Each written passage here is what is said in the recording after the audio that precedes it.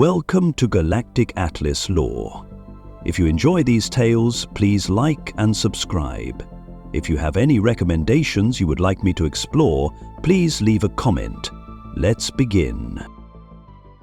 The Hidden History of the Outer Rim Worlds, a Deep Exploration. Chapter 1. The Edge of Civilization. What is the Outer Rim? The Outer Rim territories, an immense frontier on the fringes of known galactic space, are often spoken of with a mix of disdain, awe, and wary respect. For the political elite on Coruscant, or the industrial planners of the core worlds, the Outer Rim is little more than a backwater, lawless, unpredictable, and far from civilization. But such views reflect a narrow, incomplete understanding. The Outer Rim is not simply a peripheral region, it is a vital part of galactic history, a tapestry of culture, struggle, innovation, and survival. It is where civilizations rise beyond the gaze of core oversight, where forgotten species flourish in obscurity, and where the galaxy's greatest powers have long underestimated the forces brewing in the shadows.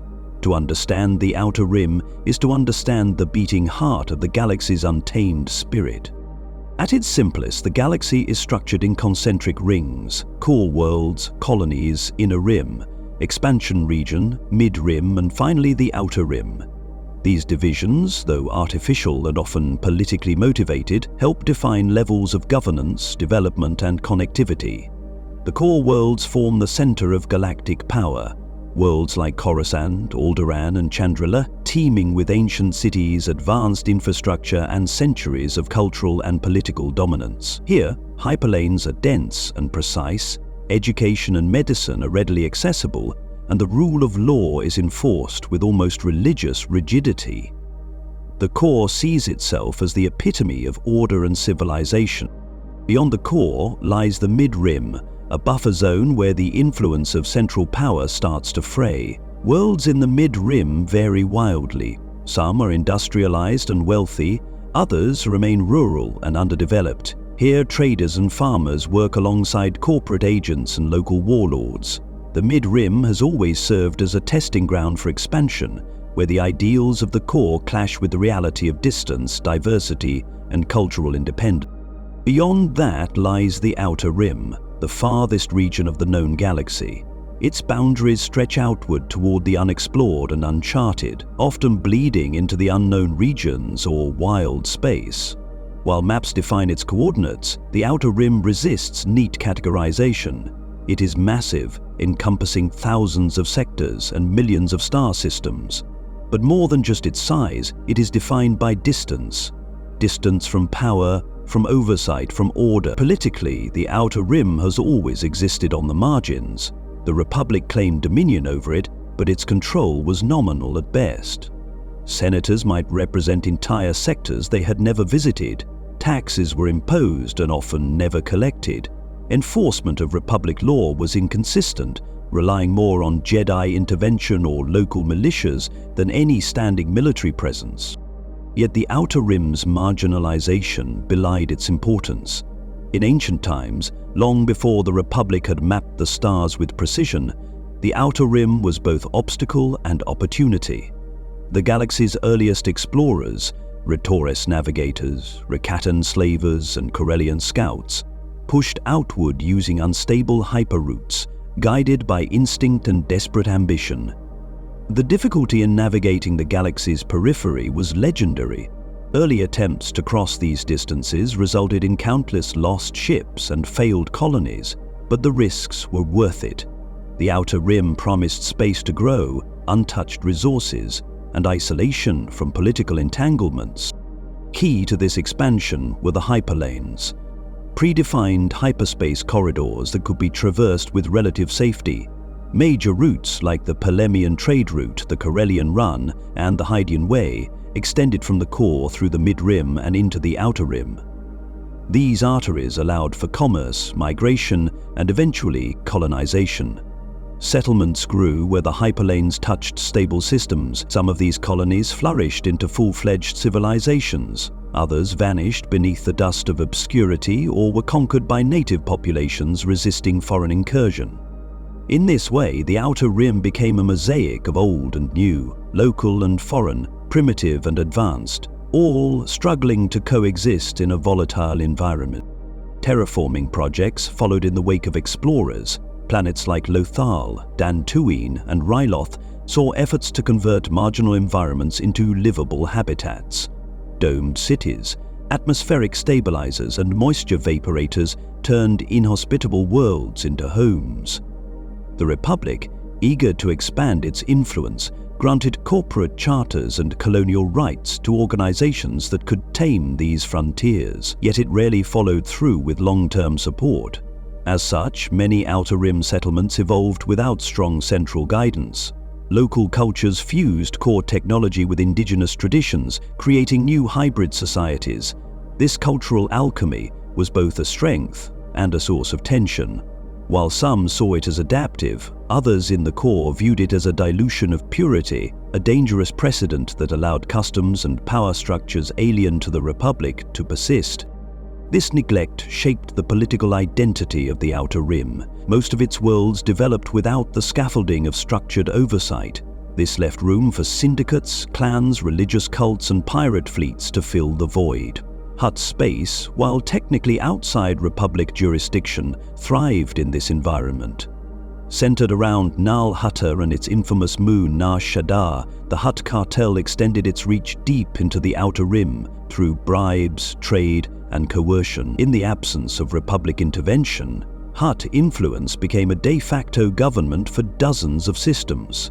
Elsewhere, other power blocks emerged. Local kings, tribal leaders, or self-proclaimed planetary governors, often wielding more practical authority than any senator could dream of.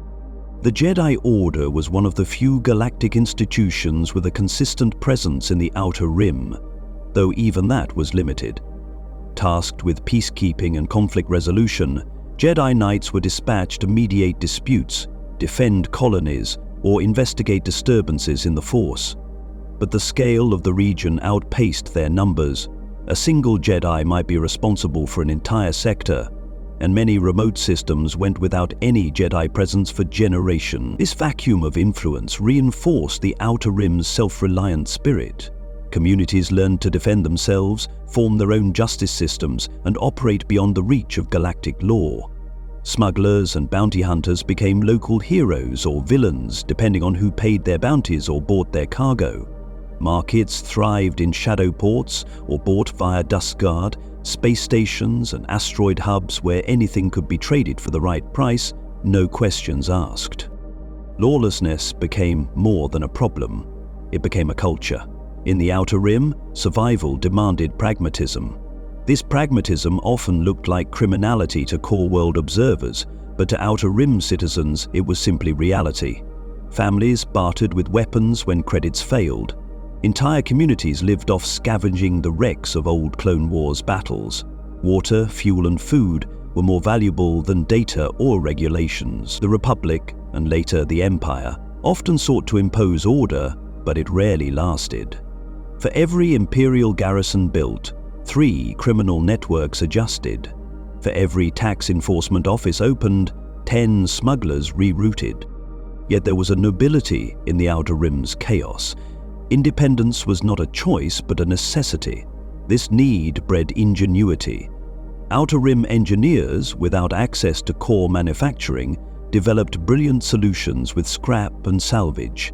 Starships were patched with foreign parts. Weaponry was customized from agricultural tools. Astrogation relied on instinct as much as calculation.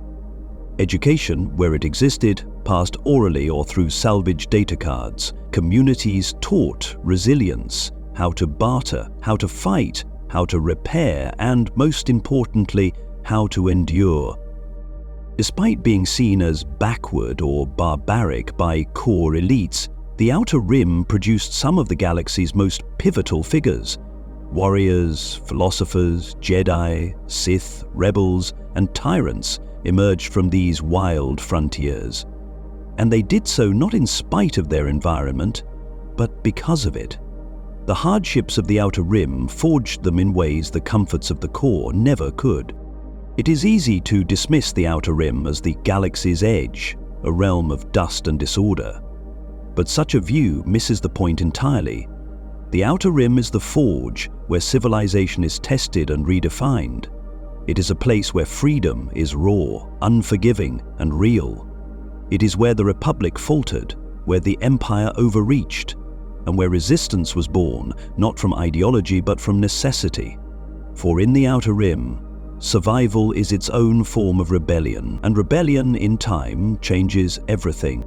This is the Outer Rim, not the end of the galaxy, but its beginning.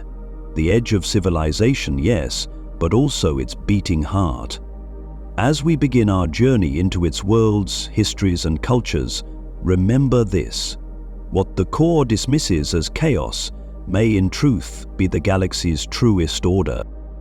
Chapter 2: Tatooine, a harsh world of sand and syndicates. There are few worlds in the galaxy as overlooked, as underestimated, and yet as consequential as Tatooine. To the average observer in the core worlds, it is merely a speck on the edge of the Outer Rim, a sun-scorched desert planet with no natural surface water, no starports of significance, no precious metals or fuels, and no real reason to matter.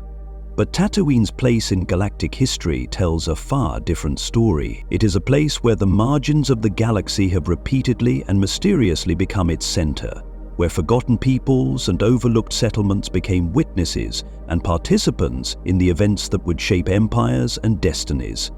Tatooine is a planet of paradoxes, ancient and crude, primitive and pivotal, brutal and enduring. To understand this world is to understand how the Outer Rim, in all its lawless vastness, can still hold the threads of the galaxy's most powerful legacies. Long before the first off-world colonists crashed their freighters into the dunes or settled among the harsh cliffs, Tatooine was already home to indigenous peoples uniquely adapted to the extremities of life on a binary star desert world. Chief among these were the Jawas and the Tusken Raiders, two species often lumped together by outsiders, but whose cultures and histories are vastly different. The Jawas, small in stature and cloaked in tattered brown robes, are scavengers by trade and survivalists by nature. Their origins remain mysterious, but they are believed to have descended from a once advanced species that regressed over generations of adaptation to the planet's arid environment. Traveling in towering sandcrawlers reclaimed mobile mining fortresses, they crisscrossed the deserts in search of scrap, broken droids, and anything they can repurpose or sell. Jawas speak in rapid, high-pitched chirps, bartering with a cunning that belies their unassuming appearance. Their society is clan-based and their values revolve around utility, repair, and trade. While often dismissed as pests or thieves by settlers, the Jawas are a vital part of Tatooine's ecosystem of survival. Without them, much of the desert's technology would remain buried and lost beneath the sand. In contrast, the Tusken Raiders, or Sand People as they are sometimes pejoratively called, are nomadic, tribal, and fiercely territorial. Shrouded in desert wraps and never revealing their faces, they live by a strict code of tradition, oral history, and martial strength. To them, the desert is sacred and unforgiving, and those who traverse it without permission are trespassers worthy of death. Their settlements are temporary, constructed in caves, valleys, or rocky outcroppings, and they move with the seasons, following ancient migratory patterns. The Tuskens have been demonized by settlers as raiders, kidnappers, and murderers, a narrative that persists due to frequent, often bloody clashes over land and water. But their culture is rich with rituals, coming-of-age trials, bantha bonding ceremonies, and legends passed down through generations.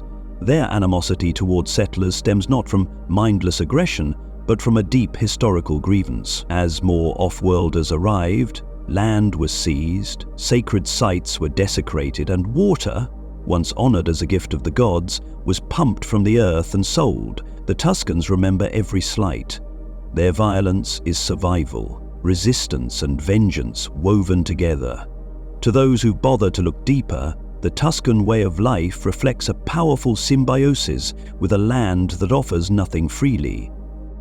When settlers began arriving on Tatooine in greater numbers, they were not visionaries or industrial tycoons. They were desperate. Many came fleeing debts, oppression, or war in the mid and core rims. They sought isolation, freedom, and the faint promise of carving out a new life in a place so inhospitable that no galactic government could care to interfere. What they found was a planet that punished weakness. With no rivers, no lakes, and minimal rainfall, survival hinged on technology, specifically the moisture vaporator. These tall skeletal machines were designed to condense water from the atmosphere, requiring constant maintenance and fierce protection from both the elements and raiders. Moisture farming became the dominant occupation across Tatooine's arable zones, and with it came a sparse lattice of homesteads, each separated by long stretches of empty terrain. Life was brutally simple. Maintain your equipment, survive the heat, avoid Tusken patrols, and hope that a shipment of replacement parts arrived before your crops or your lungs gave out. Children were taught to shoot before they could read. Families grew insular. Friendships were rare and hard-won. And always the sand crept closer, into homes, machines, lungs, and minds. Towns formed at crossroads where traders, smugglers, and farmers could converge. Anchor Head, one of the oldest settlements, began as a mining outpost and grew into a ramshackle town of cantinas, repair shops, and gossip. Mos Espa and Mos Eisley followed, each with its own reputation.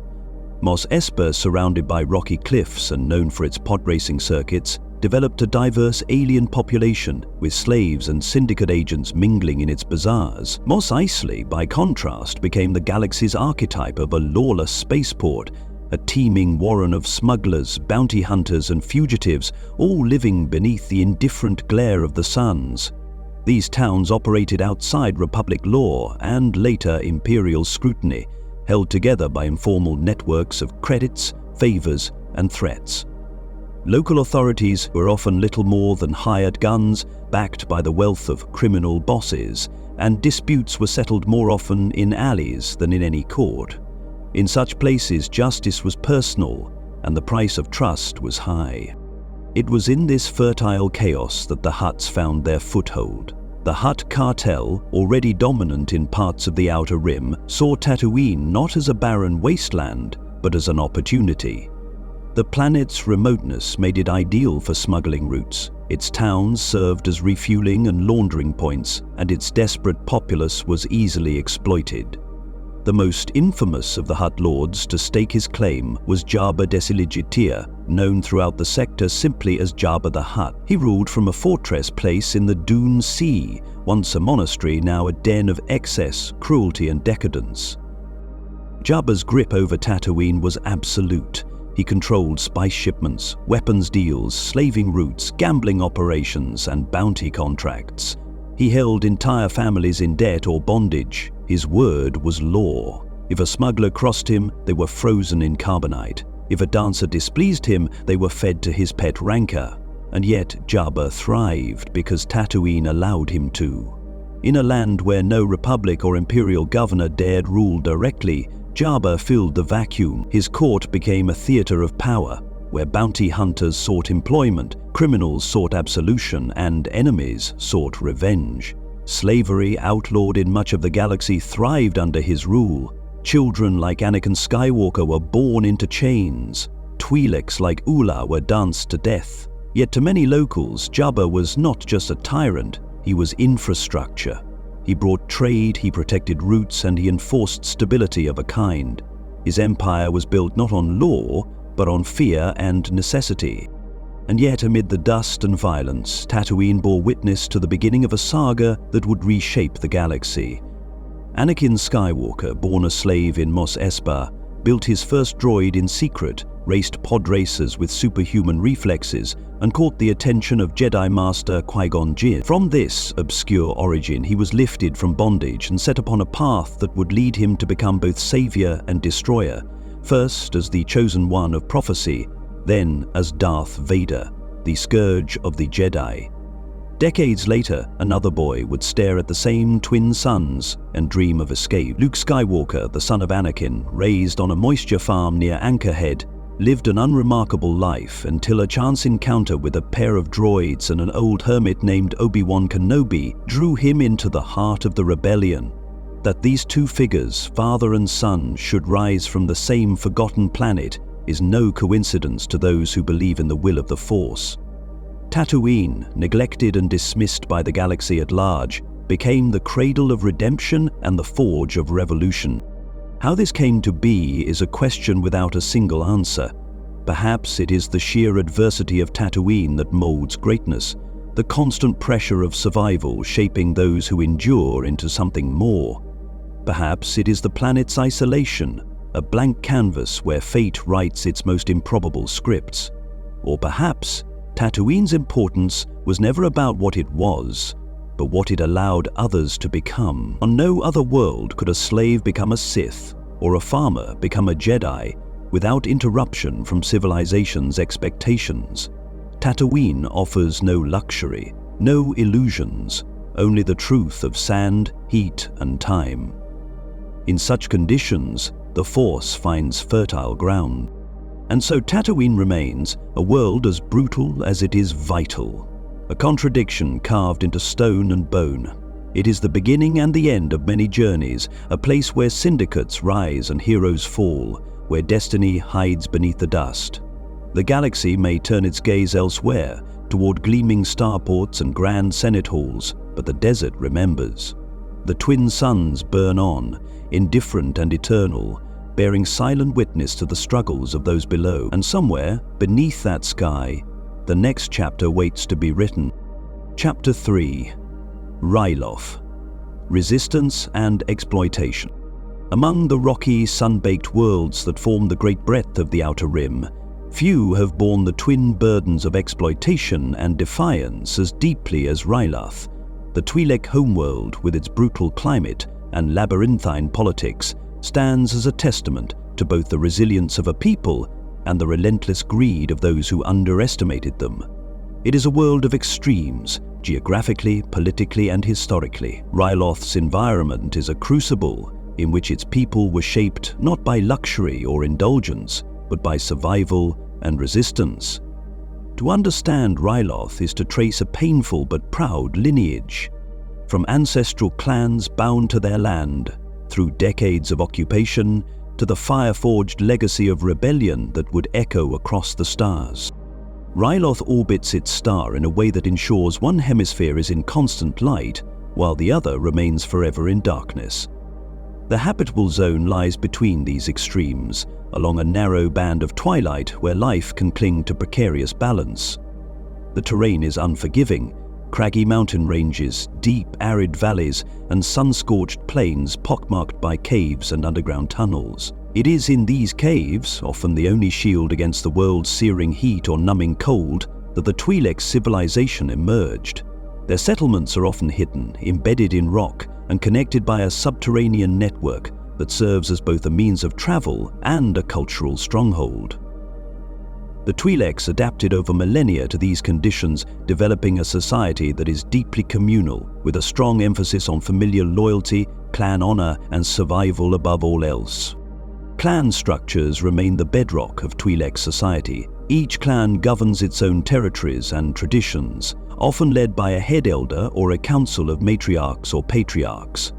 While Ryloth has seen attempts at planetary governance, especially during its rare periods of peace, most Twi'leks identify first with their clan, then with their home world. This has historically complicated political unification efforts, but it has also provided a decentralized resistance framework, one that proved impossible for occupiers to completely dismantle. Twi'lek culture values resourcefulness, negotiation, and above all, dignity. Their dances, language, and rituals are rich with metaphor and history, often encoding their suffering and resilience through layers of symbolic expression. Despite being exoticized across the galaxy, often reduced to dancers or concubines in off-world eyes, Twi'leks are a people bound by a proud, ancient identity that resists every effort to erase it. That identity was put to the ultimate test during the Clone Wars. Ryloth became a strategic target for the Confederacy of Independent Systems, better known as the Separatists. Its location along vital Outer Rim hyperspace routes, combined with its natural resources, especially the valuable spice known as Ryll, made it an ideal world for occupation. The Separatists, under the cold efficiency of droid commanders and corrupt local collaborators, invaded and took control of key cities and mining operations. The local population was treated as expendable. Towns were razed, food was hoarded, and those who resisted were either imprisoned or executed. Spice mining, already a dangerous and extractive industry, was scaled up with brutal disregard for safety or consent. Twi'leks, including children, were pressed into forced labor. Entire clans were scattered or enslaved, their ancestral lands stripped and polluted. The Republic's eventual liberation of Ryloth was a moment of strategic triumph, but it came with cost and controversy. While the Jedi-led clone forces, including Generals Mace Windu and Obi-Wan Kenobi, helped drive the Separatists from the planet, many Twi'leks noted that the liberation was not motivated by compassion, but by convenience. Ryloth was valuable for its trade routes and its resources. Saving its people was at best a secondary objective. Even in victory, the Republic left behind power vacuums, unresolved clan disputes, and an unhealed landscape. Moreover, the cost of liberation was borne largely by the Twi'leks themselves. While clone troopers fought with valor, the local resistance, organized and led by Ryloth natives, had been the ones resisting occupation long before the Republic arrived. At the forefront of this resistance was Cham Syndulla, a Twi'lek patriot whose name would become synonymous with rebellion across multiple regimes. Born of humble origins but possessed of a fierce sense of justice and tactical brilliance, Cham united disparate clans into a coherent resistance force. His guerrilla tactics, knowledge of the terrain, and refusal to submit made him a thorn in the side of both the Separatists and later the Galactic Empire. Cham's love for Ryloth was absolute. He did not trust the Republic, and when the Clone Wars ended and the Republic transformed into the Empire, his suspicions were quickly justified. The Empire, under the pretense of restoring order, reoccupied Ryloth, seized control of spice production, and installed puppet governors who acted as little more than overseers for resource extraction and population control. Imperial presence on Ryloth was marked by a familiar pattern: suppression of cultural expression, conscription of labor, censorship, and brutal enforcement of law and order. The spice mines once exploited by the Separatists were now Imperial property, guarded by stormtroopers and mechanized security. Twi'lek workers were again pressed into service, paid meager wages, if at all, and punished harshly for dissent. Entire villages were relocated or razed. Traditional clan gatherings were banned. Language and dress codes were enforced to suppress signs of cultural unity. Slavery, while technically outlawed under the Empire, continued through legal loopholes and the complicity of local enforcers. Off-world trafficking of Twi'lek women and children increased, facilitated by crime syndicates who paid the Empire for access or simply operated with impunity. Cham Syndulla, now seasoned and hardened by years of resistance, did not relent. The Free Ryloth movement was born out of his refusal to surrender his homeworld's dignity. Drawing from former militia, disenfranchised youth, and even former Republic sympathizers disillusioned by the Empire's hypocrisy, Cham waged a new kind of war, one not for liberation through the Senate or negotiation, but for lasting freedom through self-determination. His rhetoric shifted from patriotism to revolution. He trained his fighters in sabotage, information warfare, and hit-and-run tactics. Imperial convoys were ambushed, mining operations sabotaged, and collaborators publicly exposed. Cham's growing influence drew the attention of the Rebel Alliance, but for many years he refused full affiliation. His war, he insisted, was not for the galaxy, it was for Ryloth. It was from Ryloth. This ideological divide eventually softened, particularly through the influence of his daughter, Hera Syndulla, who became a celebrated pilot and leader within the broader rebellion. Hera, having seen the wider galaxy and fought in its most desperate battles, understood that Ryloth's fate was tied to the fate of all worlds under Imperial tyranny. Through her, Cham's legacy expanded beyond planetary borders. He came to be respected not just as a local freedom fighter, but as a foundational figure in the wider movement to restore freedom across the galaxy. Today, Ryloth stands as both a scarred and sacred world. Its lands still bear the physical and emotional wounds of occupation. Spice mines, some still active, are reminders of generations of exploitation. Mass graves and ruined villages speak to decades of foreign control and internal betrayal. Yet in these ruins, life endures. Twi'lek culture has not only survived, it has evolved. Festivals once held in secret are now public celebration. Clan councils, once underground movements, now guide local governance. Ryloth's people, forged in suffering, wear their past with solemn pride and teach it to their children, not as tragedy, but as duty. The story of Ryloth is not just one of victimhood, but of resistance. It is the story of a people who endured 2 major occupations in a single generation and emerged not broken, but emboldened. It is a testament to the power of cultural identity, to the strength of memory, and to the unbreakable bond between land and people. From the shadowed caves of the planet's twilight belt to the political chambers of distant rebel fleets, Ryloth's spirit reverberates, and through the legacy of Cham and Hera Syndulla, the galaxy remembers that even the most remote and downtrodden worlds can shake the course of history. Ryloth, in all its struggle and beauty, remains proof that the Outer Rim is not a place of weakness. It is a place where freedom, when won, is never taken for granted. Chapter 4: Hutt Space, Cartel Kingdoms and Criminal Empires. In the galaxy's vast Outer Rim, where the rule of law grows thin and the line between government and gang blurs beyond recognition, there exists a region so notorious, so deeply entrenched in criminal enterprise, that even the Republic at its height dared not tread too deeply. Known as Hutt Space, this sprawling sector was not officially part of the Republic nor the Empire that followed, yet both regimes found themselves dancing around it, sometimes negotiating, sometimes paying tribute, and often looking the other way.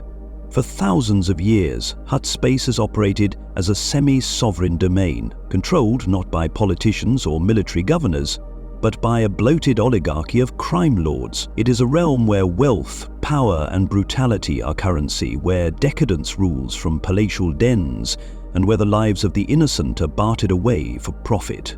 The Hutts, a slug-like species renowned for their avarice, cunning and disturbing charisma, built an empire not of ideology or diplomacy, but of vice, and, like all empires, theirs endures, because it reflects the darkest desires of those it serves.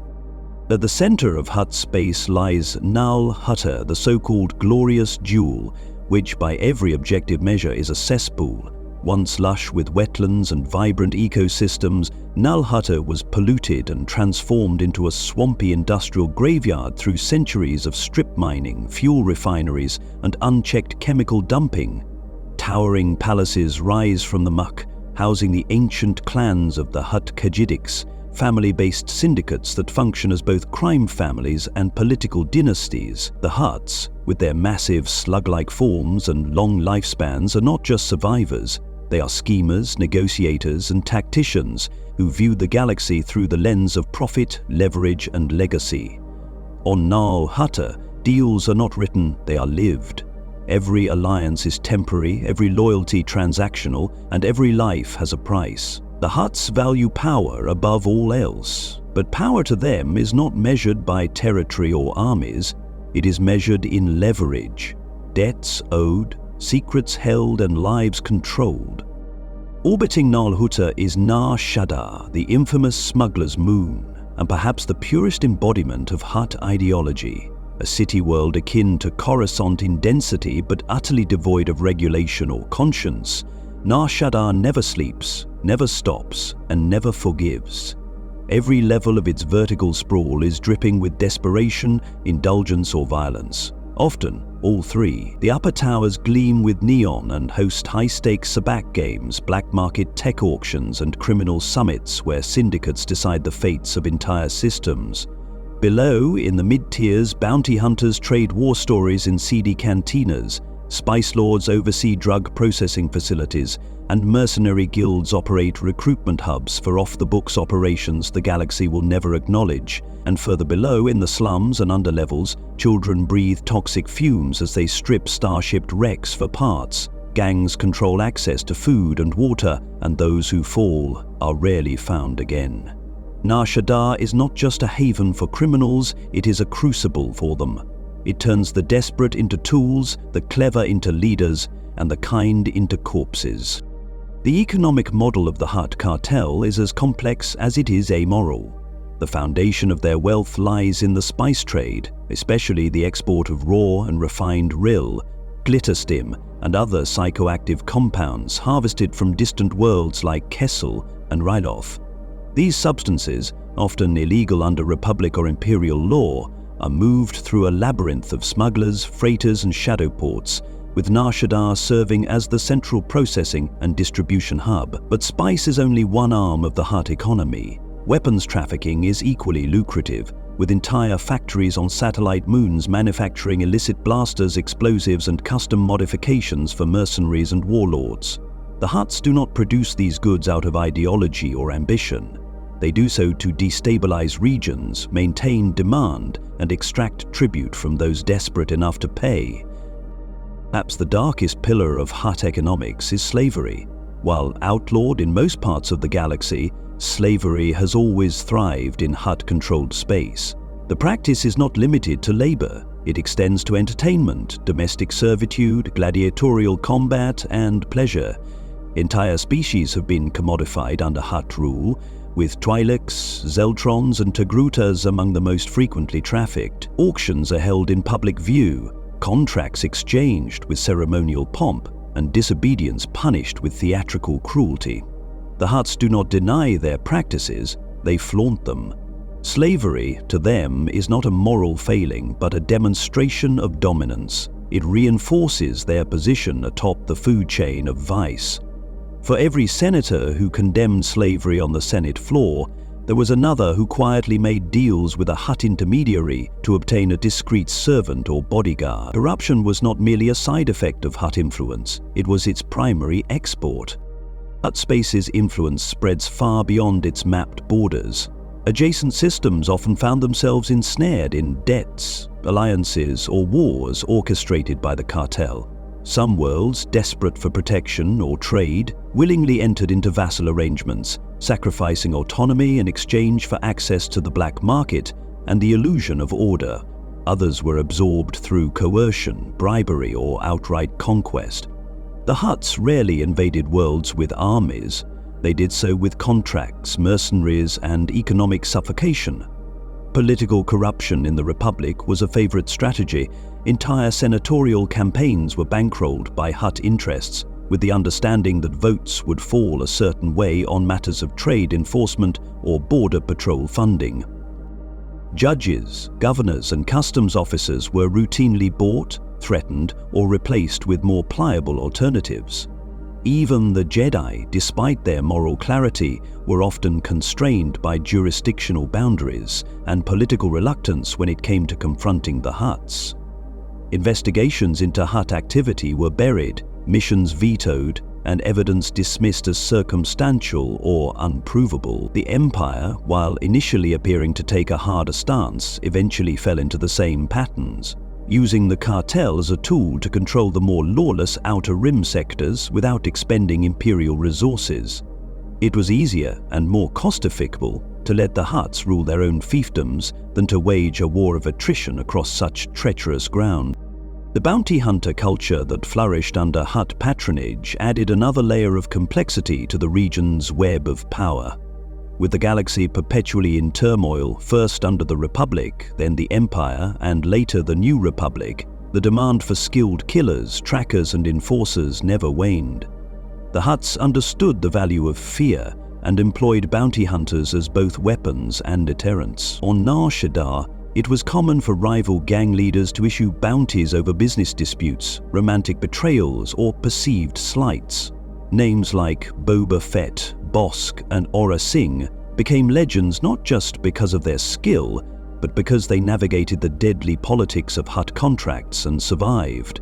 The bounty board on Nar Shaddaa became a barometer of the region's chaos, its constantly updating display of names, prices, and locations visible to any who dared take up the challenge. Honor among bounty hunters was a myth. Profit and reputation were the only currencies that mattered, and betrayal was often part of the job description. Nar Shaddaa itself stands as the ultimate case study in Outer Rim decadence and despair. No other place in the galaxy so fully embodies the promise and peril of unchecked vice. Its skyline is perpetually lit by neon advertisements, some real, others long abandoned but still glowing. Floating casinos orbit its higher towers, offering forbidden games, synthetic pleasures, and engineered dreams. The gangs operate with the precision of corporations, employing data analysts, arms dealers, and cybernetic enforcers. Below, refugees from destroyed worlds, war orphans, and addicts wander the streets in search of food or a faster high. Artificial light mimics day and night cycles, but time is meaningless. There is no peace here, only inertia. Every being on Nar Shaddaa is moving, trading, chasing, or fleeing. The moon is a machine that consumes lives and spits out profit, its gears lubricated with sweat, blood, and spice. Yet, despite its horrors, it draws millions. For smugglers, it is sanctuary. For the desperate, it is a last hope. For the ambitious, it is a crucible.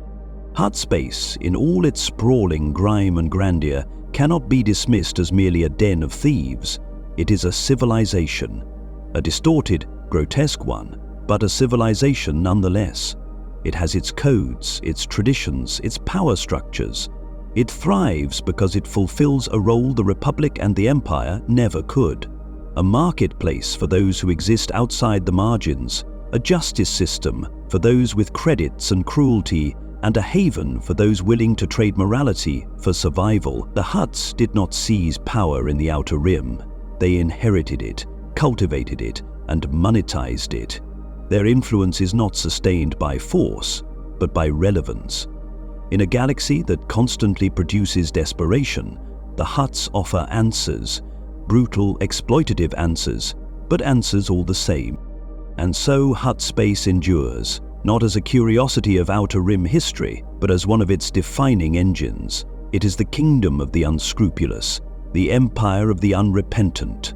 From the swamps of Nal Hutta to the endless vertical sprawl of Nar Shaddaa, the Hutts remind the galaxy of a hard truth. Power is not always won by virtue or vision. Sometimes it is won by understanding what people truly want and giving it to them at a cost they never stop paying. Chapter 5. Mandalore and Concordia. War, honor, and fragmentation. Few worlds in the Outer Rim are as steeped in legend, contradiction, and relentless reinvention as Mandalore. Unlike the desert vastness of Tatooine or the criminal decadence of Nar Shaddaa, Mandalore evokes something more primal, an identity forged in fire, bound in Beskar, and carried across generations by blood, blade, and oath. From the ancient warrior crusades to the pacifist regime of Duchess Satine, from the insurgent rise of Deathwatch to the tenacious defiance of Bo-Katan Kryze, Mandalore has never known peace without struggle, nor unity without sacrifice. It is a world constantly torn between its violent heritage and the hope of something nobler.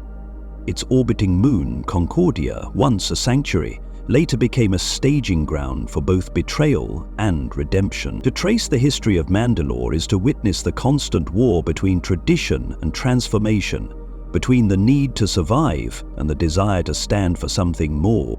The earliest Mandalorian culture was born not out of peace, but conquest. Mandalore I, a figure blurred by myth and history, led the town species in a migration from Coruscant to a harsh, war-scarred planet they would rename in his honor. From this seed of exile and ambition grew a society built around combat as a way of life. The Mandalorian Crusaders rose in the time before the Republic's Golden Age, sweeping across sectors of the Outer Rim, subjugating worlds and testing their strength against the galaxy itself. They fought not for territory alone, but for the thrill of proving superiority through warfare.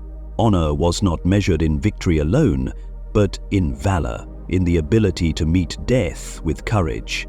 Their armor, crafted from Beskar, a metal found only on Mandalore, became a sacred symbol. It was more than protection, it was identity. Their children were raised in war. Their history was sung in blood. The galaxy soon came to fear the Mandalorian mask, not just for the face it hid, but for the purpose it represented.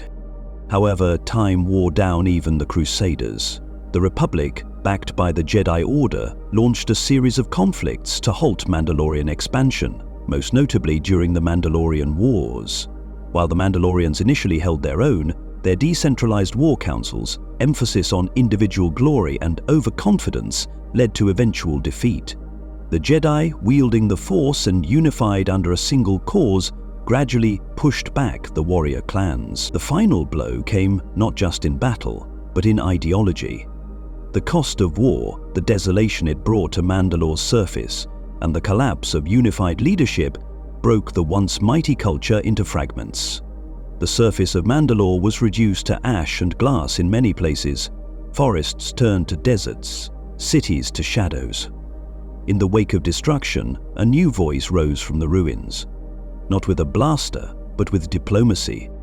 Duchess Satine Kryze, a member of one of Mandalore's noble houses, emerged as the face of a new movement, pacifism. Rejecting the warrior path, she and her new Mandalorian movement envisioned a reformed society centered on education, cooperation, and cultural renewal. Under her guidance, cities like Sundarai rose, enclosed in protective domes that stood as both shield and symbol. Satine's Mandalore turned inward, focused on healing, casting off the armor and ideology that had brought so much ruin. For a time, her vision flourished.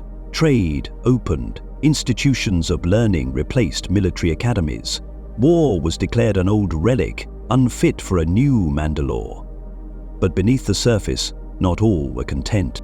Many clans, especially those exiled to the moon of Concordia, rejected pacifism as weakness. They saw Satine as a traitor to their ancestors, a woman who would see their history erased in favor of core world appeasement. From these embers rose Deathwatch, a militant faction that sought to restore Mandalore to its ancient roots through violence and revolution. Led first by Pre Vizsla and later manipulated by outsiders like Darth Maul, Deathwatch carried out sabotage, assassination, and eventually open insurrection. Concordia, long thought to be a peaceful mining colony, was revealed to be their staging ground. Clans that had once bled together now turned their weapons on one another. Civil war ignited, pitting brother against brother, parent against child. When Maul seized control of Deathwatch and slew Vizsla, installing himself as the shadow ruler of Mandalore, the conflict took on a more sinister tone. An outsider, a Sith, now wore the crown, and while he retained power through martial dominance and fear, his rule splintered the Mandalorians further. Some clans bent the knee, others rose in rebellion. Satine was executed, not by her people, but at the hands of a puppet tyrant. And in that moment, Mandalore ceased to be a world of ideals. It became a war zone, not just in geography, but in soul.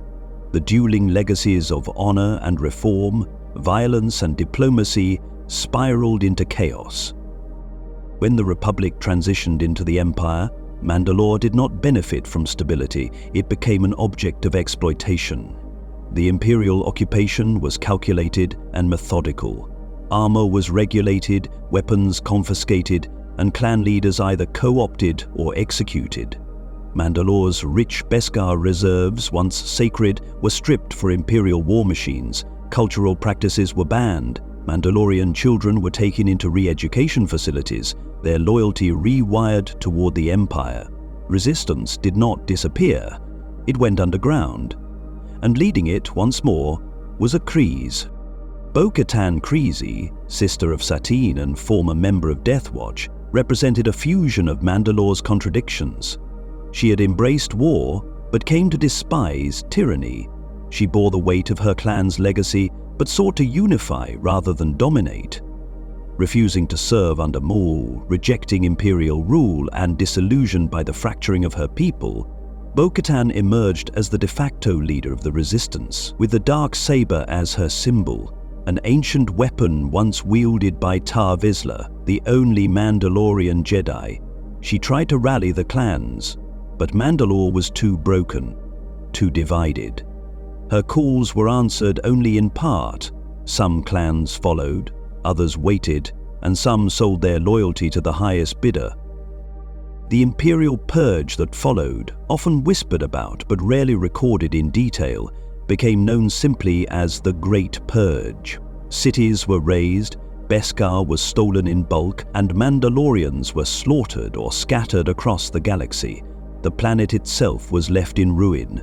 Survivors went into hiding, adopting new creeds, forming secret covenants, and swearing themselves to silence or vengeance. The Children of the Watch emerged as one such remnant, adhering to ancient, almost monastic traditions. They believed the fall of Mandalore was punishment for forsaking the old ways. Others, like Bo-Katan, sought to rebuild by reclaiming symbols of unity, like the Darksaber, hoping that a shared icon might repair centuries of division. In the modern galaxy, Mandalore stands not as a beacon of strength, but as a fractured legacy. Its people are exiles, warriors without a home, each carrying a different version of what it means to be Mandalorian. Some fight for honor, others for survival. Some refuse to remove their helmets, others forge alliances with off-worlders. What was once a unified culture of warriors has become a diaspora, with identity worn like armor, not just for protection, but to remember what was lost. Concordia, once the cradle of rebellion, now floats as a grim reminder of internal collapse. Sundari lies buried beneath debris, and yet the myth of Mandalore endures. What makes Mandalore matter is not the number of its soldiers or the breadth of its territory. It is the idea it represents, a people who never bow even when broken, a culture that refuses to die even when shattered. In the vastness of the Outer Rim, where survival often demands compromise, the Mandalorians hold fast to something more intangible: purpose. Their stories are not just of battles won or lost, but of who they are and why they fight. And that fight, though scattered across systems and generations, continues. As long as there is one Mandalorian who remembers, who dons armor not for conquest but for legacy, the flame of Mandalore still burns. The struggle to reclaim identity in such a fractured world is not unique to Mandalore, but it is uniquely visible there. Unlike other Outer Rim worlds that adapted to occupation through submission or silence, Mandalore erupted time and again with fury and fire. It is not a people who ask for understanding, they demand it, and in doing so, they have shaped the course of galactic events, often from the shadows, always with conviction. The Outer Rim is full of lost worlds, but Mandalore is not lost. It waits. Beneath the ash, behind the visor, within the whisper of ancient songs, waiting, always, for the right to rise again. Chapter 6. Dathomir, the shadow world of the Nightsisters. To speak of Dathomir is to invoke a world cloaked in legend, fear, and a kind of beauty that defies categorization. Tucked deep within the Outer Rim, far from the organized trade routes and far beyond the reach of galactic civilization, Dathomir exists as a shadow in the minds of even the most seasoned explorers. Those who speak of it do so in hushed tones, recounting tales of a planet wreathed in red mist, overgrown with unnatural flora, and steeped in ancient power. It is not simply a world of danger, it is a place of the arcane, where the force pulses not in balance but in secrets, curses, and ancient grief.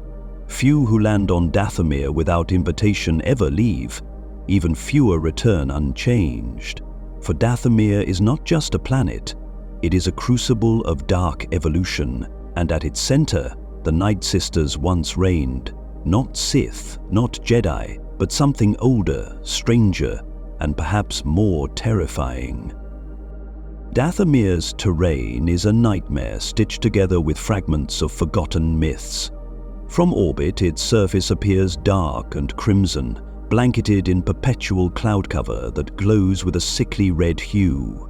Jagged mountain ranges stretch across its continents like the spines of some ancient predator.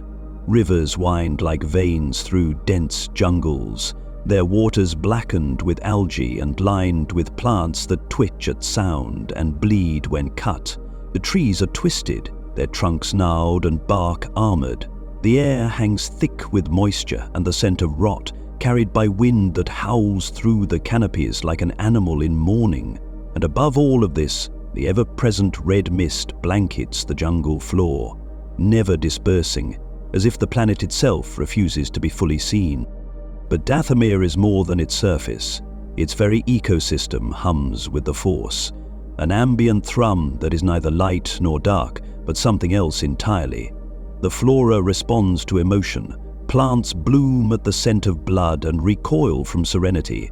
Some trees are rumored to be semi-sentient, storing the echoes of the dead in their hollow trunks. Insects grow to unnatural sizes, their carapaces harder than durasteel. Predators stalk the shadows, silent and cunning, preying not just on flesh, but on fear. Every step through Dathomir's jungle is a step into the past, a place where evolution followed a path twisted by ancient rituals and Force-insensitive influence. It was in this crucible that the Nightsisters came to power. They were not born of the Jedi or Sith traditions, but emerged from a separate evolution of Force use, one that rejected the binary teachings of light and dark in favor of survival, domination, and secrecy.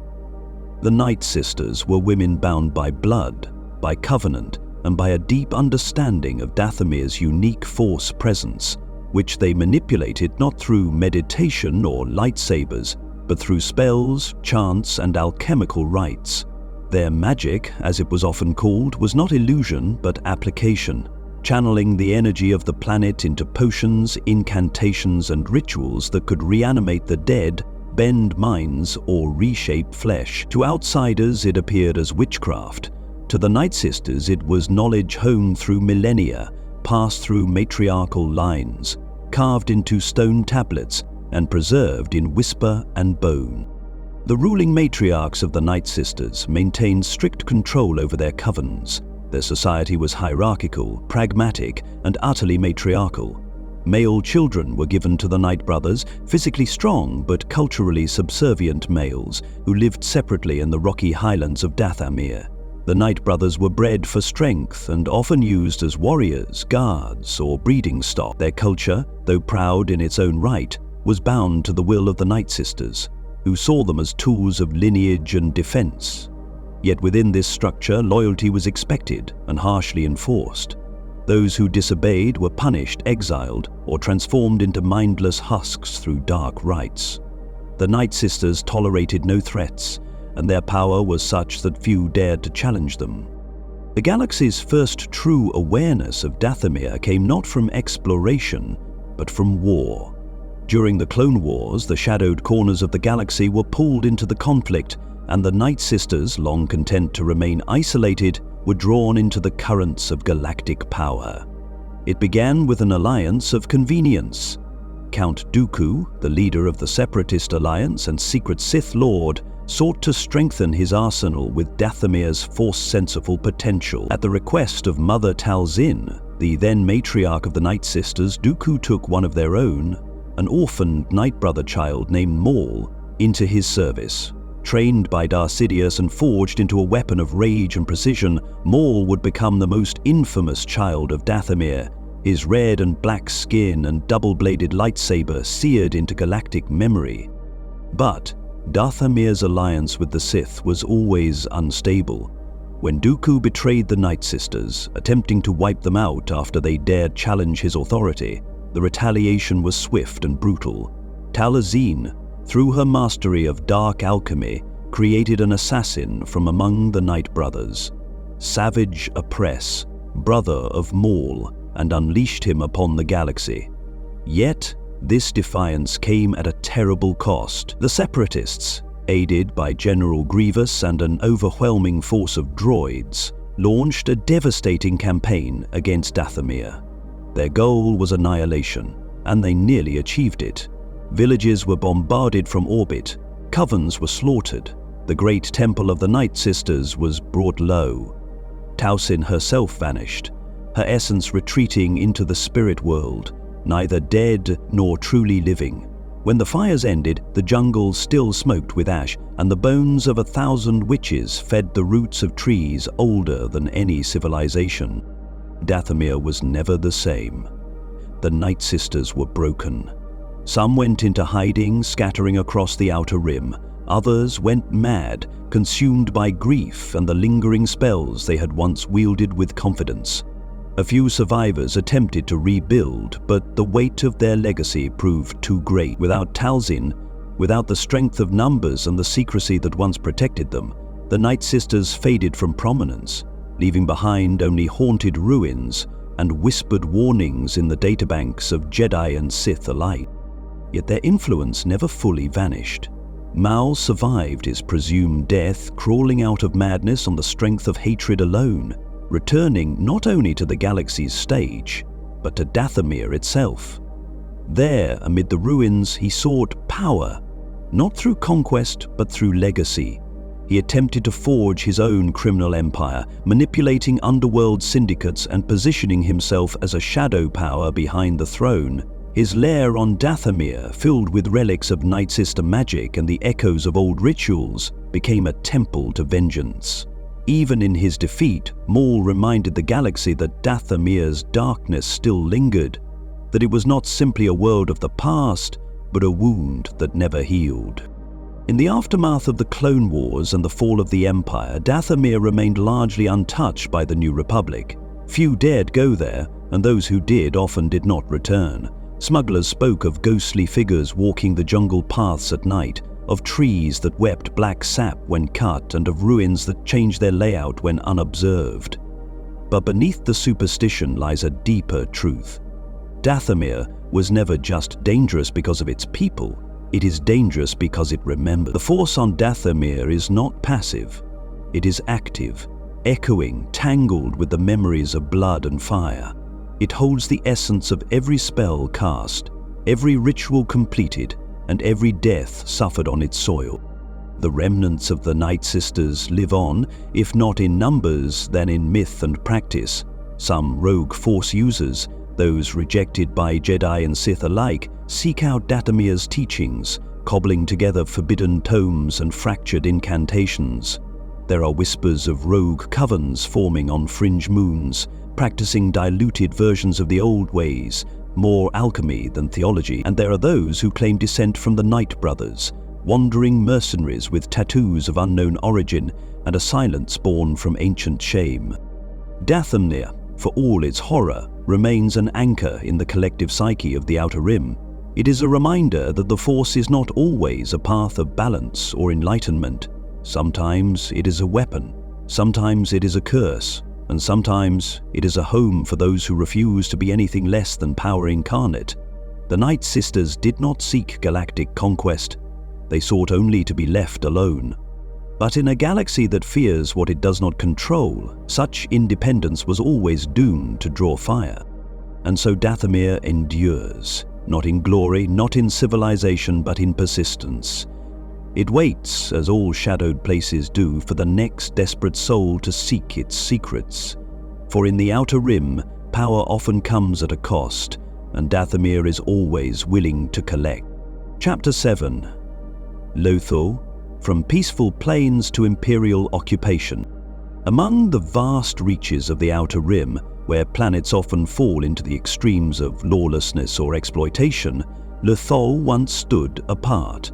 A quiet, largely overlooked world of expansive grasslands, open skies, and modest settlements.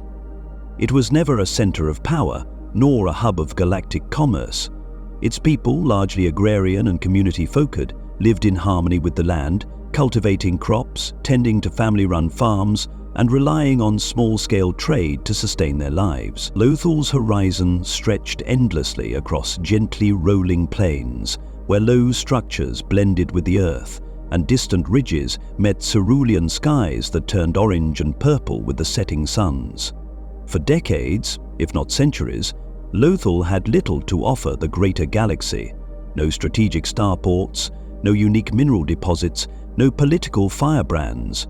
It was a place where one could live in peace or in obscurity, depending on one's aim. But as the shadow of the Galactic Empire expanded across the Outer Rim, even Lothal could not remain untouched. What followed was not just an occupation, but a transformation of landscape, of people, and of destiny. The Empire came quietly at first, as it often did with frontier worlds. Official emissaries arrived with promises of modernization, economic investment, and protection. Local governments were flattered, given token roles in newly formed Imperial advisory councils, and shown early blueprints of urban renewal. For many on Lothal, particularly those eager for progress or burdened by debt, the arrival of the Empire seemed an opportunity. New factories meant jobs, new security meant safety, new technologies meant convenience, and so little resistance was offered when the first Imperial starships landed, when rural lands were seized for construction, or when Lothal's modest planetary senate was dissolved in favor of an Imperial governor. At first, the costs seemed negligible, but the changes came swiftly. The most visible transformation occurred in Lothal's industrial centers. Cities like Capital City, once compact settlements with local commerce and small repulsor lift depots, were bulldozed and expanded to accommodate the Empire's growing appetite for war production.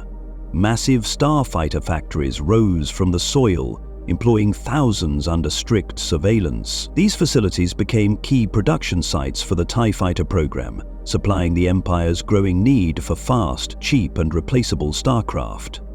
Entire districts were converted into housing for laborers, with rows of prefabricated complexes and check-in stations guarded by stormtroopers. The land itself was scarred, plains flattened, rivers diverted, and wildlife driven from their natural habitats. Agricultural zones shrank under the weight of industrial sprawl, and once sustainable communities became dependent on rationed Imperial goods. Schools began teaching loyalty to the Emperor, art and culture were censored or co-opted. Lothal was no longer a world of open skies and freedom, it had become a cog in the Empire's machine. But as with all things the Empire sought to control, cracks began to form in its foundation. Beneath the order and propaganda, resentment festered. Farmers whose land had been taken began to whisper. Laborers who lost friends to factory accidents began to question. Citizens who once welcomed the Empire began to regret. And in the streets of Capital City and the caves of the Lothal Plains, resistance took root. The seeds of rebellion did not sprout from grand strategy or galactic directives. They grew from grief, injustice, and a longing to take back what had been lost. At the heart of this quiet defiance stood a crew of outcasts and freedom fighters known simply as the Ghost Crew.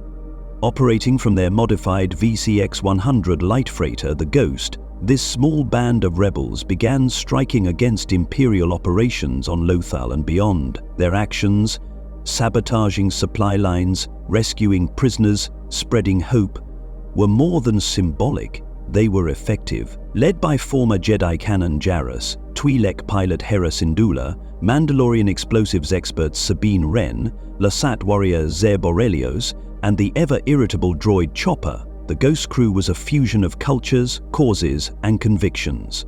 But among them was a boy born of Lothal's soil, a Force and Sensor orphan whose journey would come to define the spirit of resistance on his homeworld.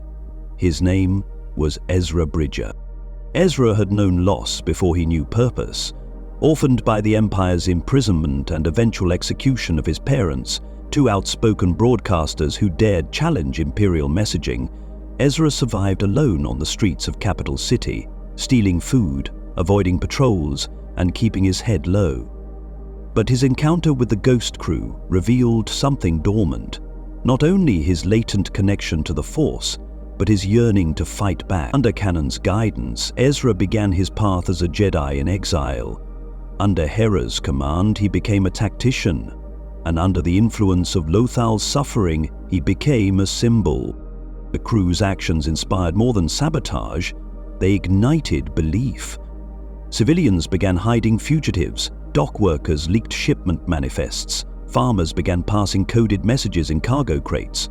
The local population, once subdued by fear and uncertainty, found courage in the knowledge that the Empire could bleed, and with every mission, the Ghost crew sharpened Lothal's identity not just as a conquered world, but as a cradle of defiance. Though small in number, their impact was magnified by the Empire's overreaction. Raids increased, curfews tightened, punishments became public, but each act of repression only fanned the flames of resistance.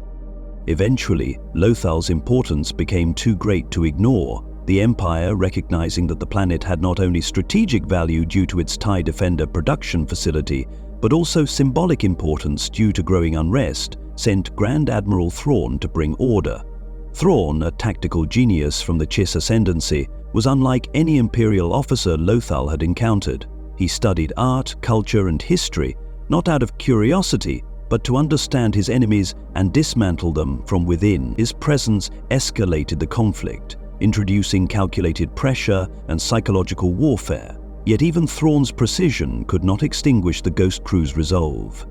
And as Ezra matured in his abilities and understanding, he began to see that defeating the Empire on Lothal would require more than strikes and skirmishes.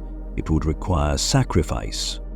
In the final hours of the campaign to free Lothal, Ezra made a choice that echoed across the stars. With the Empire's blockade tightening and Thrawn's fleet descending, Ezra arranged a desperate gambit to confront Thrawn directly aboard the Star Destroyer Chimera.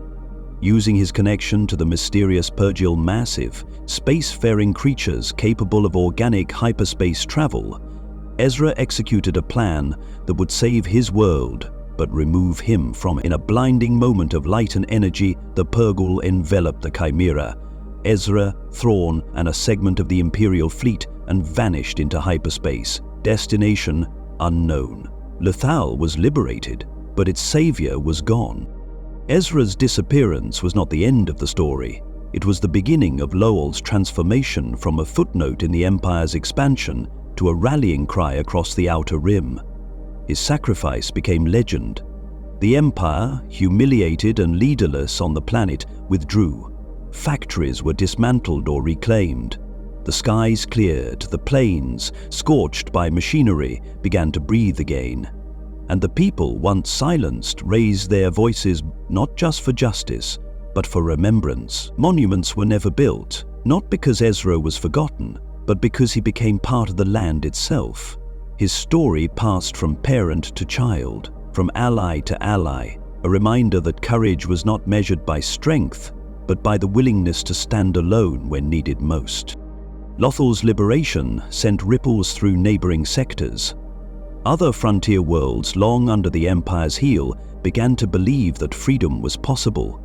Small resistances gained momentum, alliances formed in secret, and the larger rebellion, already gathering force under the banner of the Alliance to restore the Republic, found in Lothal both a victory and a vision. It was not a core world victory, it was not orchestrated by senators or fleets. It was won by farmers, mechanics, and teenagers with stolen blasters and ancient hopes. In this, Lothal became not just a symbol of rebellion, it became its soul. Today, long after the fall of the Empire and through the fragile peace that followed, Lothal remains a quiet world once more. Its factories are silent, its fields fertile, its people free. But those who walk its roads remember. In the wind through the grass and the stars over Capital City, they see echoes of a time when the world stood on the edge of darkness and did not fall. And in the silence left by a boy who gave everything, they find the strength to keep going. For Lothal was never meant to shape the galaxy, but it did. And it did so not through power, but through principle, not by conquest, but by conviction. And in that, the Outer Rim spoke louder than any core world decree. It said, "We are not forgotten, we are not silent, and we will rise." Chapter 8. Felucia, Life and Death on a Jungle World. Felucia is a world where life and death exist not as opposites, but as partners in an eternal, violent dance. It is one of the most biologically intense planets in the known galaxy, a place where the very concept of wilderness seems inadequate.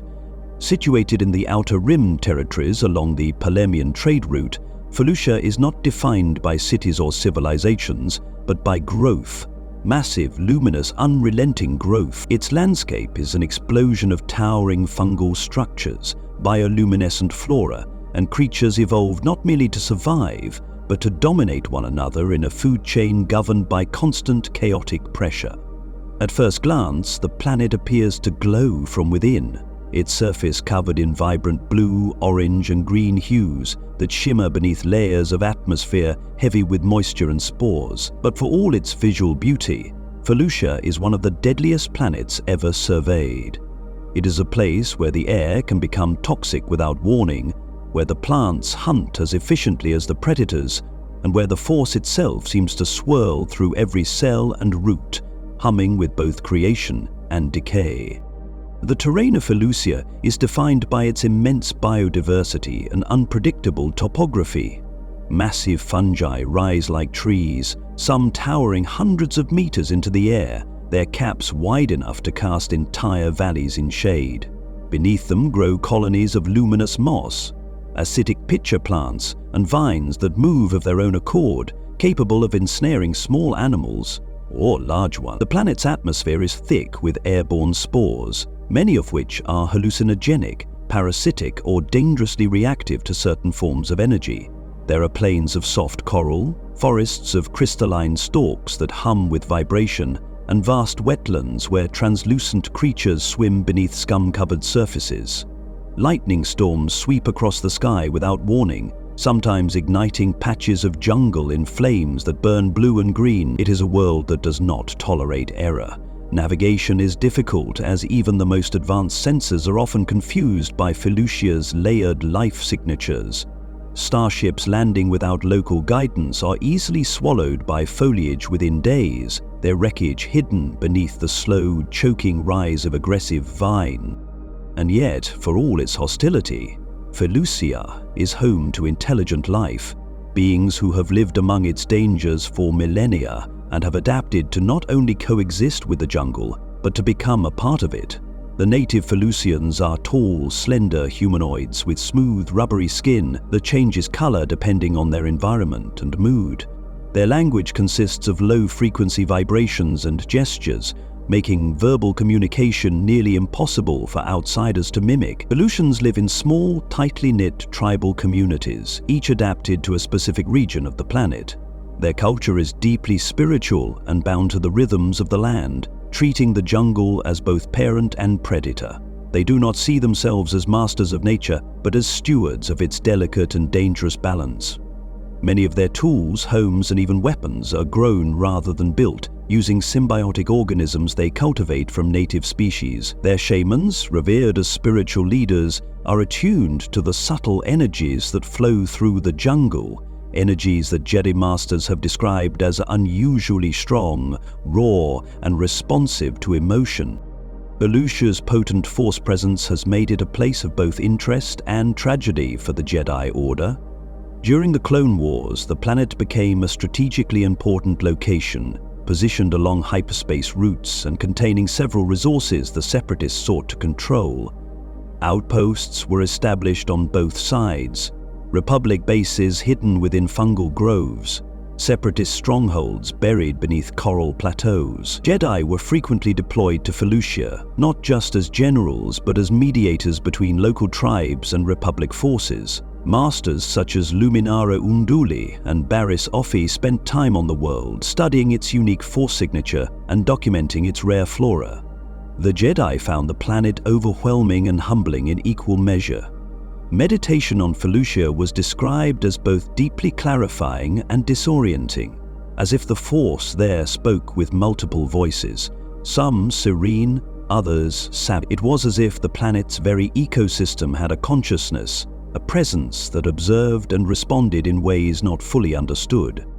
Despite Jedi efforts to establish a respectful balance between the Republic and Felucia's native populations, the planet could not escape the war's brutal calculus. As Separatist forces entrenched themselves in key regions, the fighting intensified. battle droids adapted for jungle warfare clashed with clone troopers in deadly skirmishes where the terrain itself often proved more dangerous than the enemy. Felucian wildlife frequently disrupted operations, attacking vehicles, devouring supplies, or stampeding through battlegrounds with devastating effect. More than once, entire battalions were lost, not to blasters but to the jungle itself, its predators, its spores, its inexplicable refusal to be tamed. The most infamous chapter in Felucia's wartime history occurred during the final days of the Clone Wars, when Jedi General Aayla Secura was stationed on the planet. Leading clone troopers of the 327th Star Corps, she had worked closely with native tribes and maintained a forward command base within the jungle. But when Order 66 was issued, the command that turned clone soldiers against their Jedi commanders, Aayla was executed without warning, shot in the back by her own troops in a clearing filled with towering mushroom stalks and drifting pollen. Her death became one of the most iconic symbols of the betrayal that ended the Jedi Order. The clones, efficient and unquestioning, razed the area, eliminating all potential Jedi sympathizers. The native Felucians, many of whom had considered Aayla a friend and guardian, watched helplessly as their protector fell and the jungle once again devoured the scars of battle. After the war, Felucia was largely abandoned by the Empire. The terrain made occupation difficult, the natives were uncooperative, and the world offered few extractable resources worth the cost. The Empire, ever pragmatic, maintained only a minimal presence, enough to monitor the system but not to engage with the complexities of the planet itself. This left Felucia to return to its natural state of flux and reclamation. Outposts vanished beneath moss and roots, roads disappeared, graves were swallowed. Nature, as it always had on Felucia, reasserted dominance. The native tribes withdrew deeper into the jungles, preserving their traditions in secret, watching as yet another wave of outsiders collapsed under their own arrogance. Felucia, the jungle world, had won once more. Not through aggression, but through indifference. But the Force still lingers on Felucia, stronger than ever. It is said by some wandering mystics and rogue Jedi that Felucia is one of the rare planets where the Force flows not just around life, but through it in dense, interconnected patterns. The mycelial networks beneath the ground, the pulses of bioluminescence in the trees, even the songs of the Felucian shamans. All of it seems to vibrate with a kind of resonance that can be felt, even by those untrained in the Force. It is a world where emotion bleeds into reality, where anger can summon storms and peace can lull predators to sleep. Stories tell of Jedi ghosts still walking the jungles, of fallen warriors whose energy never left the soil, of temples grown from living coral and vines that speak in dreams. The truth of these stories is impossible to verify, but those who have been to Felucia, who have breathed its heavy air and felt the way it pulls at the soul, rarely doubt them. Today, Felucia remains largely isolated. Attempts at colonization, scientific study, or corporate exploitation have all failed or vanished without report. The native tribes remain, but contact is rare and always on their terms.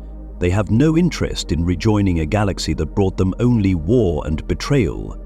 The jungle has reclaimed its throne, uninterested in diplomacy or economy. Felucia is not a place to be owned or understood. It is a living testament to the arrogance of those who try. Yet, in its defiance, it also offers a kind of truth, that the galaxy is older than the Republic, older than the Empire, older even than the Jedi or Sith. That there are places where civilization cannot and should not take root. That life, in its rawest form, is both beautiful and merciless. Felucia stands not as a monument to failure, but as a challenge to perception. It is not a world to be conquered, but one to be respected from a distance. It does not offer power or promise, it offers only itself, a jungle teeming with death and wonder, a sanctuary of the Force's wildest aspects. For those who can hear it, Felucia whispers with the voices of every being who has lived and died beneath its canopy. It sings a song of cycles, of rise and fall, of breath and silence, and if one listens closely enough, one might begin to understand not just the world, but the galaxy itself. Chapter 9. Mon Cala and Trask. Oceans, War, and Alliance. In the cold, glittering reaches of the Outer Rim, where starships usually pass over vast swathes of space with little more than a hyperspace flicker, the worlds of Mon Cala and Trask rise like twin beacons from beneath the waves. These are not the arid or industrial landscapes so often associated with frontier planets, but great ocean worlds, planets of deep saltwater seas, complex marine ecosystems, and ancient civilizations built beneath the surf. Mon Cala, known formally as Mon Calamari, is a jewel of graceful architecture, powerful starship engineering, and turbulent history, while Trask, its colder, rougher, more shadowed counterpart, is a world of working harbors, smuggler trades, and hard pragmatism. Both are shaped not by fire or earth, but by water, ever-moving, often violent and impossible to control for long. These worlds, for all their beauty and isolation, became crucibles of conflict in the galaxy's darkest hours, and cradles of alliance in its most hopeful. The heart of Mon Cala beats beneath its ocean surface. Towering city spires rise from coral-covered seabeds, their exteriors aglow with bioluminescence and organic curves.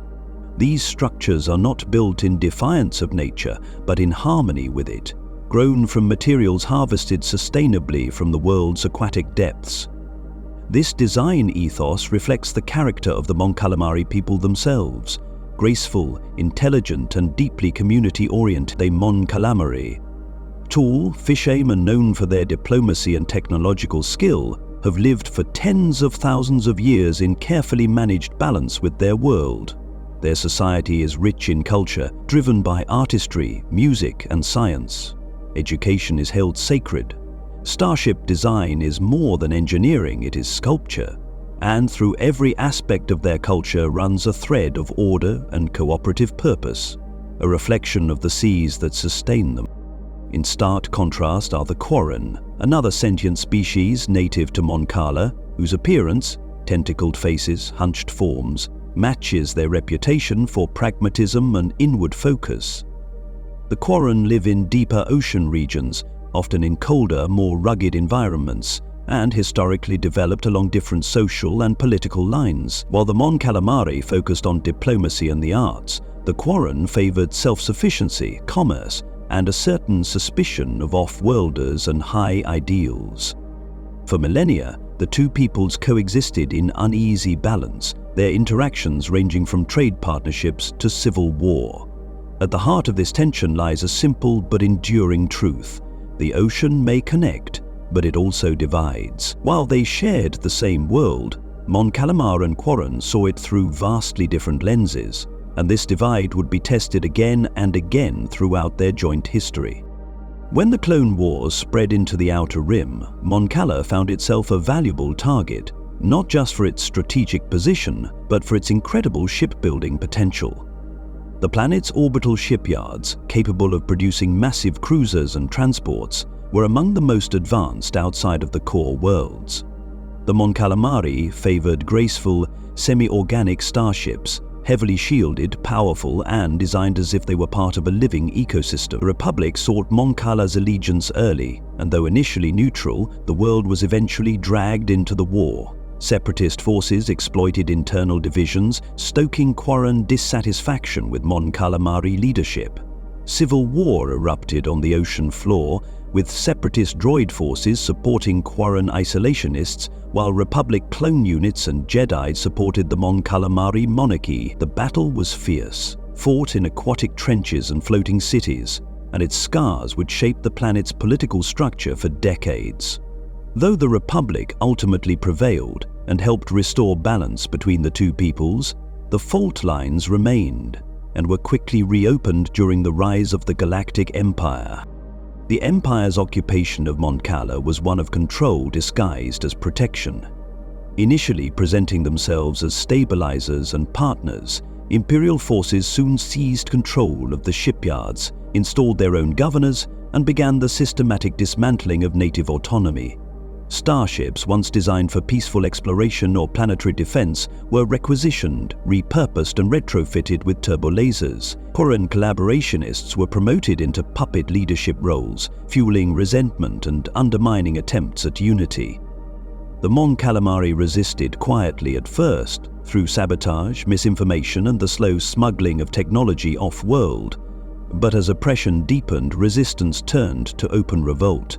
The oceans, once serene and vast, became war zones once again, with submarine cities targeted by bombardment and Mon Calamari engineers forced to flee into the deep. Among those who rose from the depths of this conflict were two figures who would become legends, not just to Mon Cala but to the rebellion itself: Admiral Jeel Akbar and Admiral Radis. Akbar, whose tactical brilliance and unshakable commitment to the cause made him the de facto voice of Mon Cala's loyalty to the Alliance, was a survivor of Imperial captivity and a veteran of the Clone Wars. Where Akbar was disciplined and analytical, Radis was bold and fiery, a product of the colder polar cities of Mon Cala, where resistance had always burned hotter.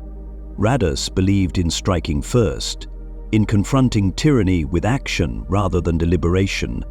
When the time came to commit Mon Calamari forces to the burgeoning rebel alliance, it was Radis who pushed hardest for full military support.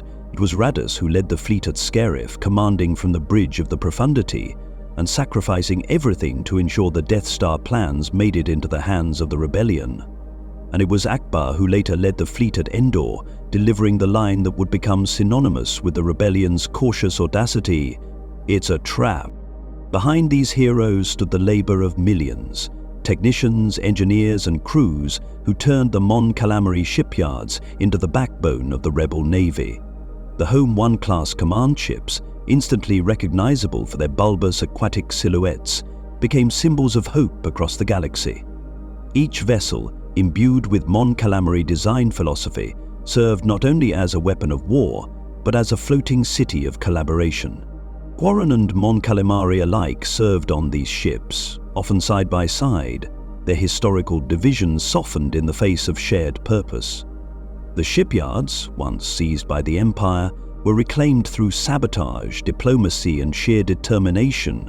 And while not every Quarren clan agreed with the rebellion, the presence of Quarren officers in key roles during the Galactic Civil War proved that cooperation, once forged in blood, could become a foundation rather than a fracture. Trask, often overshadowed by Mon Cala's luminescent glow, played a quieter but equally important role. The colder of the two worlds, Trask's oceans are darker, deeper, and filled with massive aquatic life forms rarely seen elsewhere in the galaxy. It became known as a haven for smugglers, bounty hunters, and covert operatives, a place where deals could be made underwater in the belly of ships, far from the eyes of the Empire. Trask's floating docks and seafaring infrastructure were not as technologically advanced as Mon Calamari shipyards, but they were efficient, fast, and always open to credits. During the rebellion, Trask became a crucial pit stop for supply runs, refugee smuggling, and intelligence exchange. After the fall of the Empire, it continued to serve as a meeting ground for displaced beings, pirates turned patriots, and fledgling resistance groups seeking safe harbor.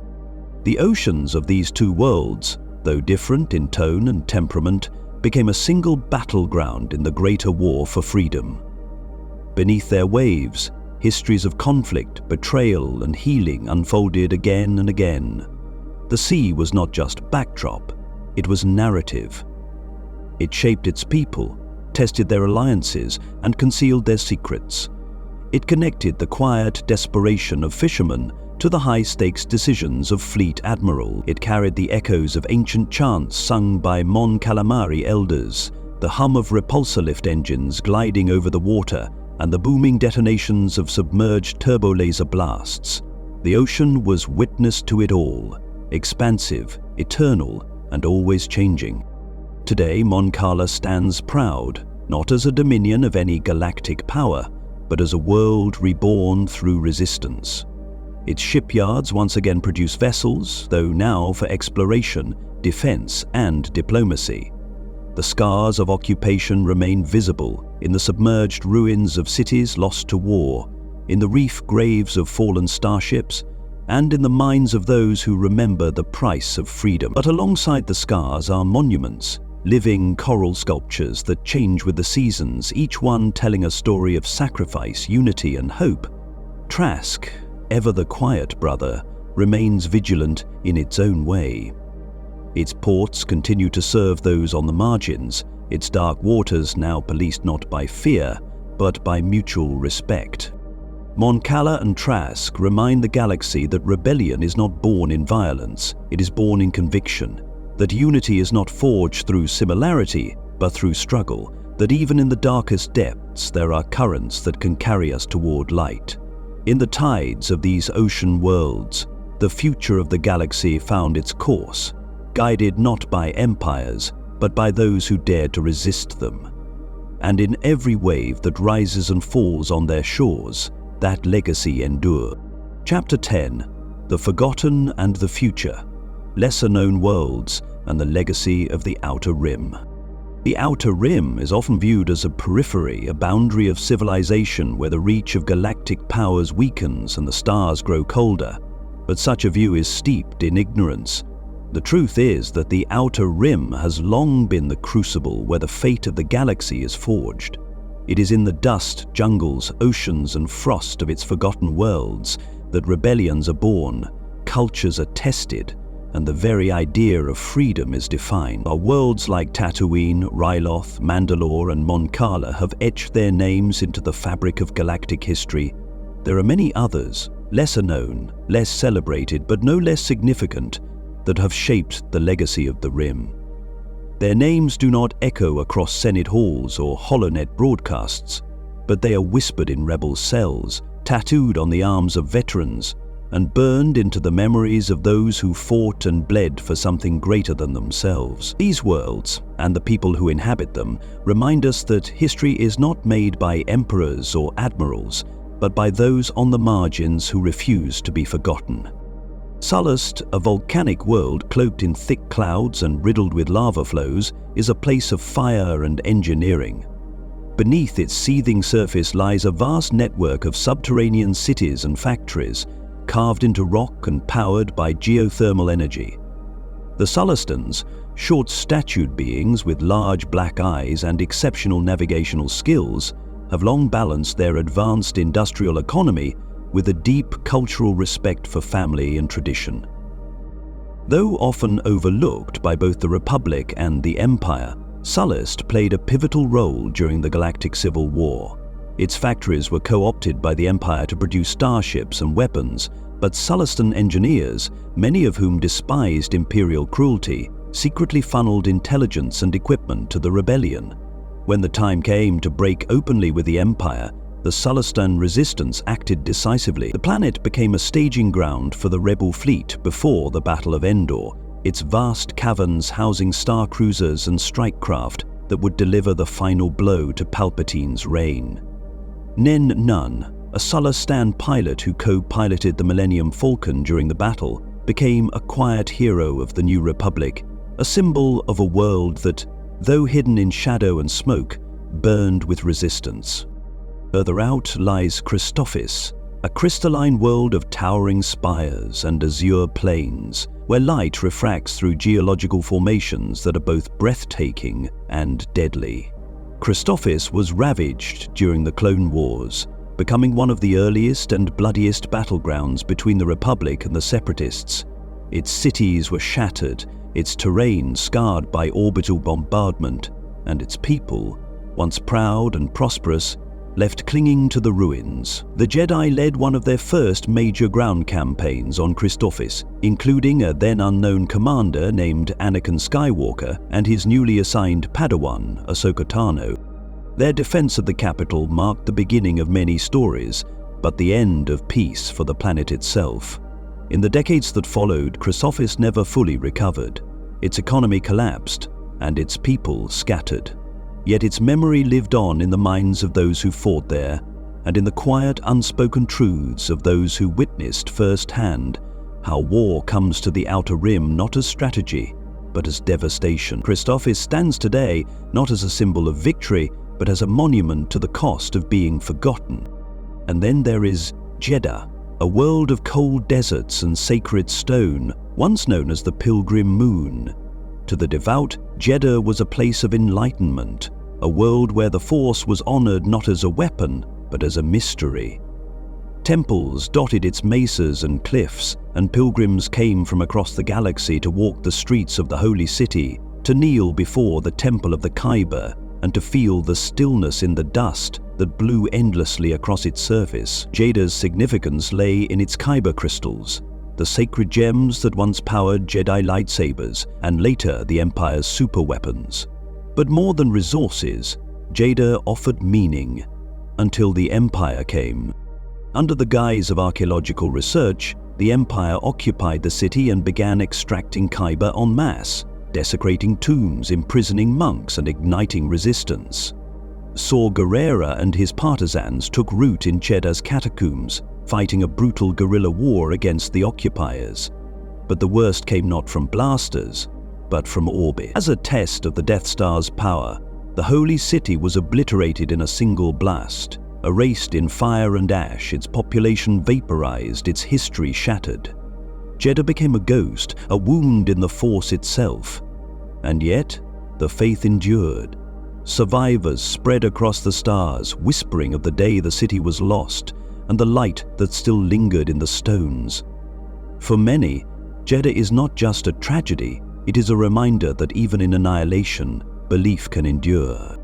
In the colder reaches of the Rim lies Vandor, a mountainous world of snow-covered peaks and alpine valleys, once a haven for smugglers, outlaws, and quiet lives lived at the edge of civilization.